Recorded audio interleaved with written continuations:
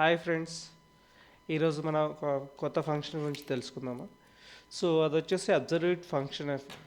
So దీన్ని యాక్చువల్గా మీరు ఆల్రెడీ వినే ఉంటారు అబ్జర్వేట్ ఫంక్షన్ గురించి. సో ఏం లేదండి, జస్ట్ మనం నెగిటివ్ వాల్యూని వచ్చేసి పాజిటివ్గా కన్వర్ట్ చేస్తాము.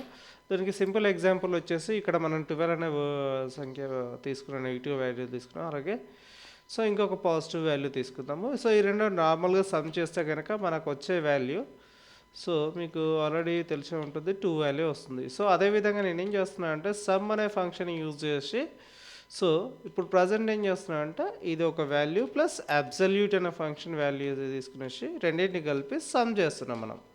సో ఈ సమ్ చేయడం వల్ల మనకి ఏమొస్తుందంటే పాజిటివ్ వాల్యూ వస్తుంది. So 12 plus 14 is equal to 26. So ఈ విధంగా వచ్చేసి మనం 2 డిఫరెంట్ వాల్యూస్ అనేవి మనము ఇక్కడ చూడొచ్చు ఈ observed function. So observed function main intention ఏంటంటే నెగిటివ్ వాల్యూ అనేది పాజిటివ్గా కన్వర్ట్ చేస్తుంది. సో దీని గురించి పెద్దగా వరి అవ్వాల్సిన అవసరం లేదు.